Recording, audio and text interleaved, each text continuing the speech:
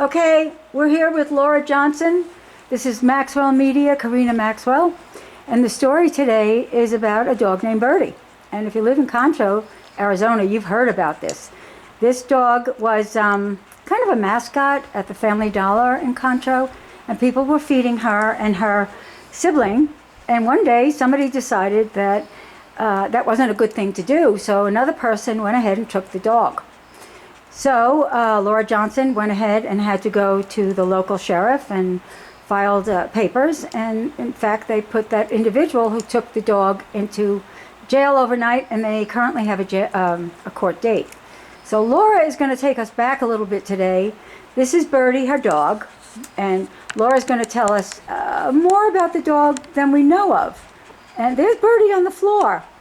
Yeah, there's a good dog, good sweet dog. She's a very mellow dog. So I sort of know the story. I know some of it. Again, we have Laura Johnson with us, and she lives in Concho.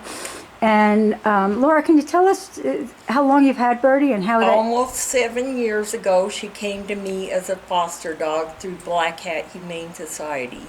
She was living up on the reservation, and she was going down to the trading post every day to get food, and she had 8 puppies in an old abandoned shed. Wow, okay. So she was crossing a 4-lane highway and going, and she has this learned behavior about begging, because that's how she survived. What is that learned behavior about? What? Begging. Oh, begging, yeah.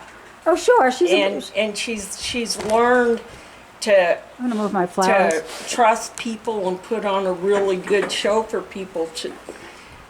Sure, and it works. She doesn't always get along with other dogs all the time, but she gets along with everyone. She loves everyone, and she will get in a vehicle with anyone, anytime, anywhere.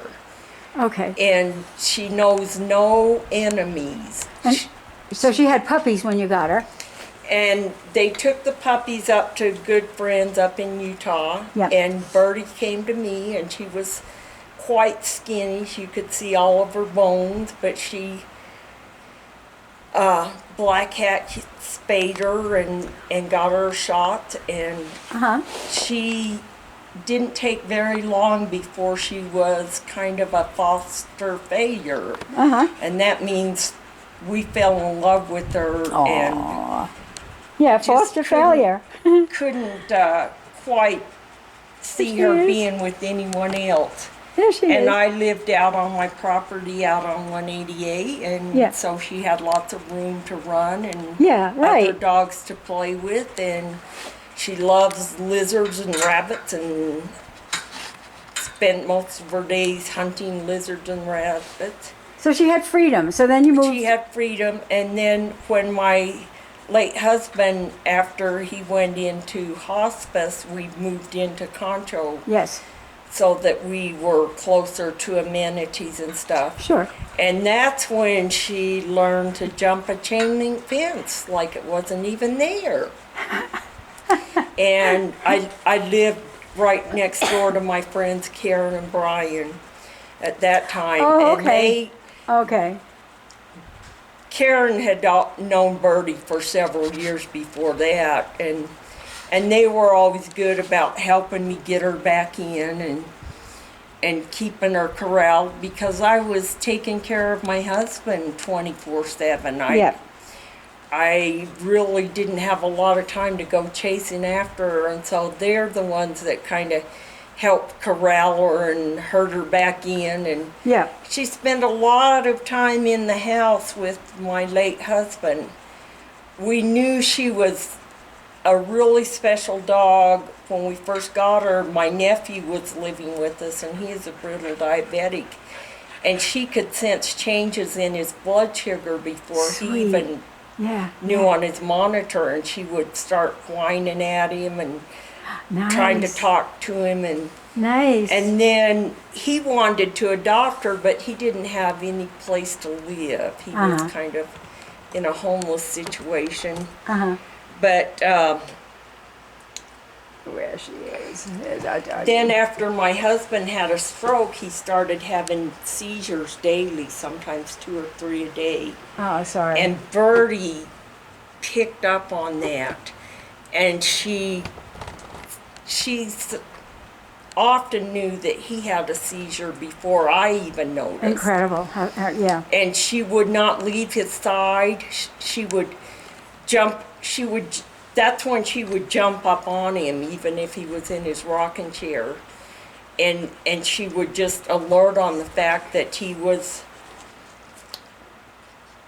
drifting away from us, and she wouldn't leave. She wouldn't even go outside and go pee until he was completely back, knew where he was, completely over the seizure, and completely recovered. And one night he got up by himself to go to the bathroom, which he wasn't supposed to do. He was supposed to wake me up and get help, but he failed trying to get back in the bed. Okay. And his voice by that time was so soft, Yes. he would say, "Laura, Laura." But Birdie got up on the bed and laid down with her paws over the bed, and he got a hold of her paws, and she stood up and backed up and pulled him up on the bed. What an and amazing... that's the kind of amazing dog she is.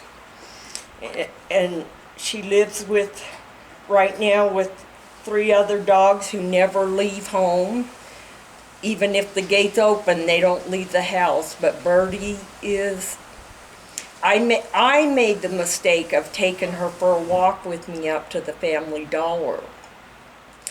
And she fell in love. It was like, oh, they built me a trading post right here by the house. It was familiar. And she started jumping the fence and going up there. And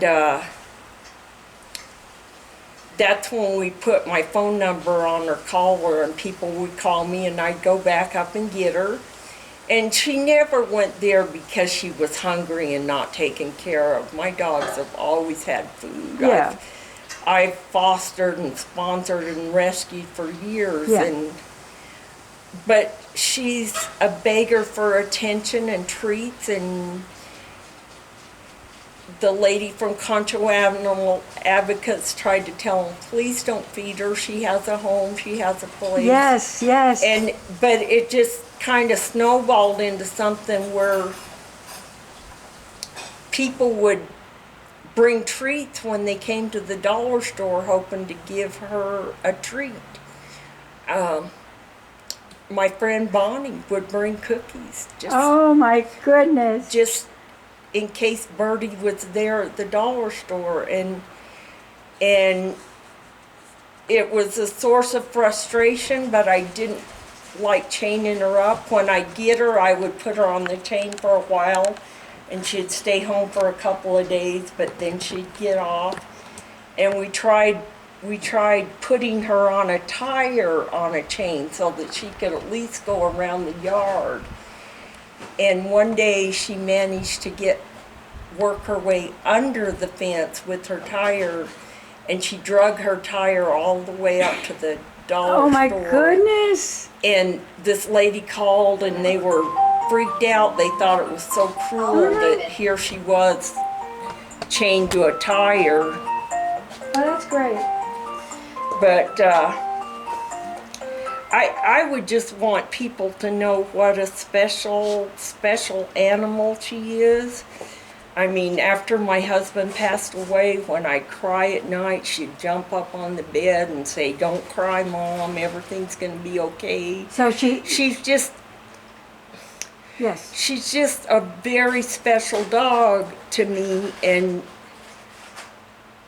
of course. I know she's saved my husband's life so many times. Yes. And all right. So where are we now? We're going forward. The dog was taken recently by an individual who believed he was doing the right thing. He believed that that was the correct thing to do, that he had seen Birdie out there, and she was getting fed in different situations along with the other dog, Petey. And so he went ahead with, he believed he was well-intentioned. However, Once he found out that she belonged to someone and he refused to surrender her, and that's when he got in trouble with the law. It wasn't because he took her in the first place. It was because he refused to give her back and said that I would have to go to court and yada, yada, yada. And he said a bunch of really mean, ugly things about me on Facebook. well, unnecessary. That wasn't...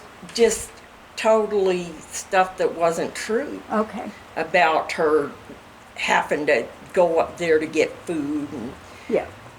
and stuff, and that I got very upset and went to the sheriff's department, and they came and took screenshots of what he said. Okay. You know, and when he acknowledged that yes, he knew it was my dog, but he wasn't going to give her back, that's when he got in trouble. That's what the core of this. So now you have a court date.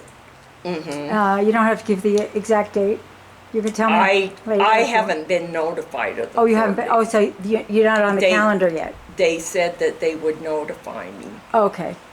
All right. So what does it look like? You are suing him for taking your dog, or No. to change his behavior, or to get him to back off? All I did was want my dog back. Yes. Well, you got the dog back. I didn't press charges against him or anything. I just told what happened to the deputies. But the county is pressing charges against them.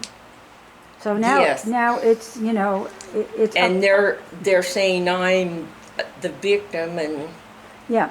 But- he's been ordered not to have any contact with me. How do you see this coming out? What would you like to see in the end? In the end, I would just like people not to be such busybodies. Don't be And- such busybodies, people.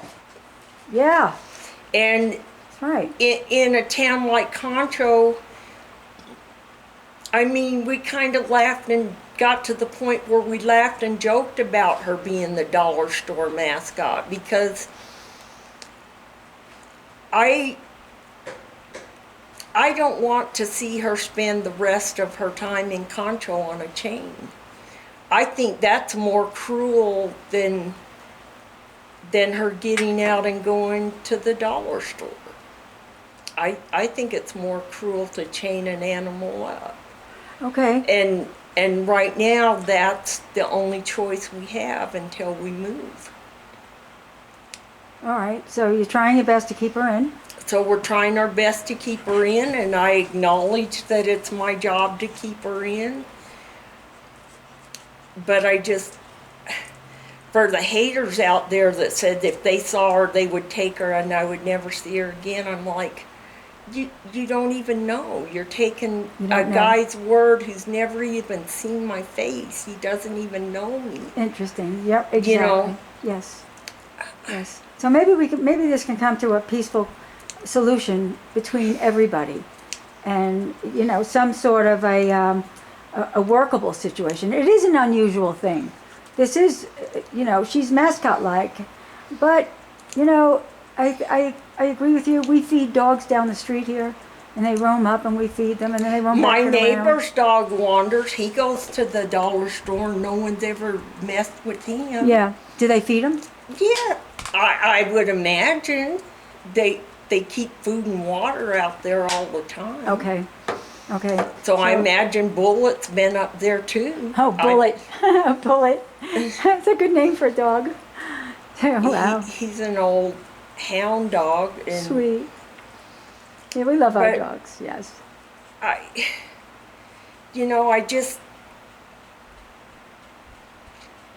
I know that a dog at large can be intimidating to some people.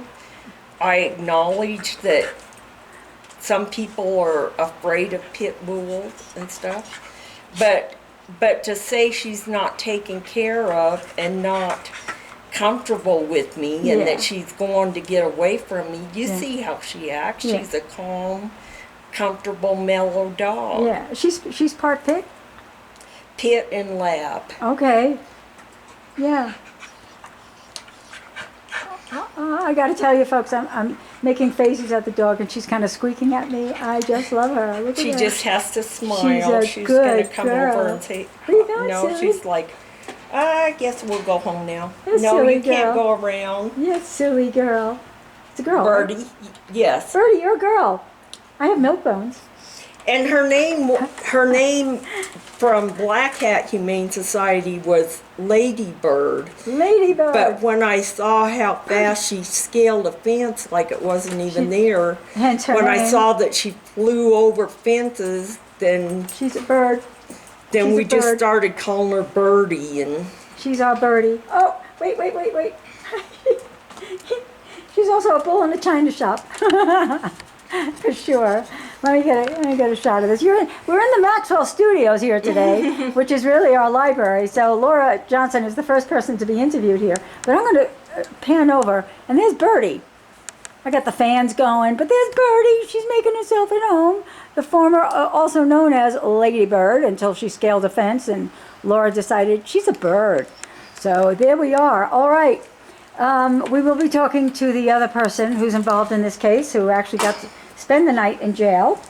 And we'll be talking to him shortly, and I will be back to you all shortly. And this is Kareena Maxwell from Maxwell Media.